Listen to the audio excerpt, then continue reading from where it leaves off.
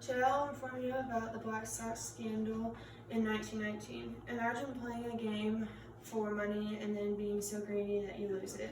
Well, this is what happened in the 1919 World Series with the Chicago White Sox. They agreed to lose the games in the World Series against the Cincinnati Reds just so they could get money from gamblers. My family and I watch MLB on television, and we've also watched the movies 8 Men Out and the Field of Dreams, and these movies show events about the scandal. First, I'll talk about how the White Sox were the favorites in the World Series. Second, I'll discuss the fix and how it explains the scandal. Third, I'll inform you about the trial and the outcome. Between team management, players, gamblers, and the consequences of the scandal, this is what will change the way baseball is now played. First, I'll talk about how the White Sox are the favorite, and leading up to the World Series, they were the favorites by the odds makers and gamblers. Never before had any team been outclassed with the Reds in the World Series. Gamblers said 3 days before that 2.5 to 1 that the Chicago White Sox would win. October 2nd, the Chicago Tribune published, then they placed wagers on that 6-5 that the White Sox would win the first game and 7-5 that they would win the series. The New York Times published the day of the first game that the White Sox were still the favorites, 5-7 the favorites, and they would still win. This came from Don't Believe the Dope by Kevin Bragg. The White Sox were the best team in baseball. Later, some of the White Sox players would become in the Hall of Fame, and the Fixers probably would have too if they weren't involved in the scandal. This came from the Black Sox Forever by Harry Stein. Next, I'll talk about the fix.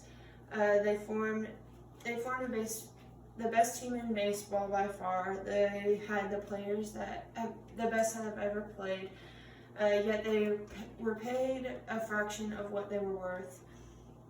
Gamblers found players from different teams, and they got the players to want more money, so they got them to get involved with the scandal.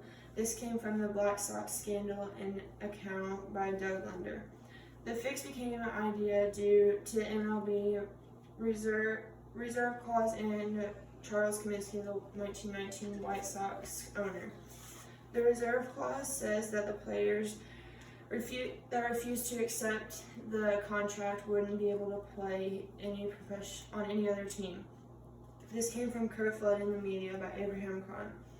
This is Charles Comiskey, the 1919 White Sox owner.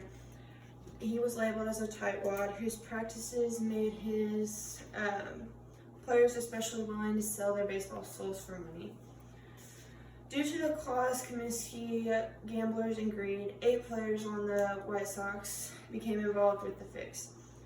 The Chicago White Sox first baseman, Chick Gandil, met with Sports Sullivan weeks before the World Series began. Gandil told Sullivan that he was in on the scandal and he wanted $80,000 for himself and anybody who he got to join. Gandil got 7 more players from the White Sox team: outfielder Oscar Felsch, third baseman Buck Weaver, their ace pitcher Eddie Saccott, shortstop Swede Risberg, infielder Fred McMullen, pitcher Claude Williams, and their best hitter Joe Jackson. This was all found in the Black Sox Scandal, an account by Doug Linder.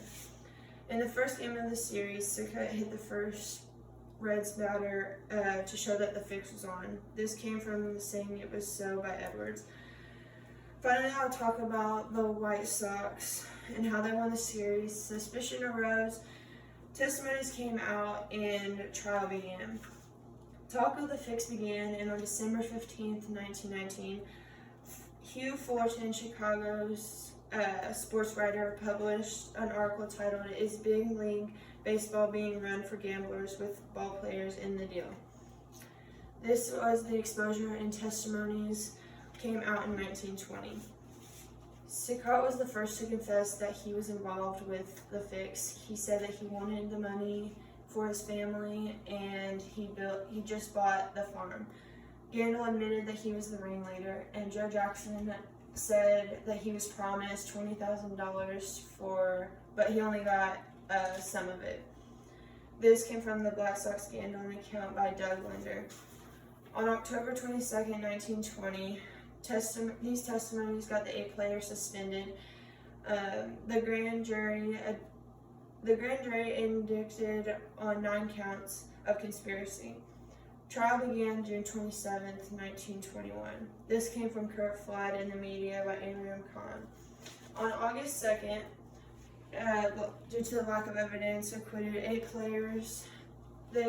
players. August 3rd, trial judge and new commissioner of baseball, Kenshaw Lindes, released to the press that regardless of the jury verdict, no player who throws or sits in the conference by crooked players, they would not tell their club, then they would not be able to play professional baseball again.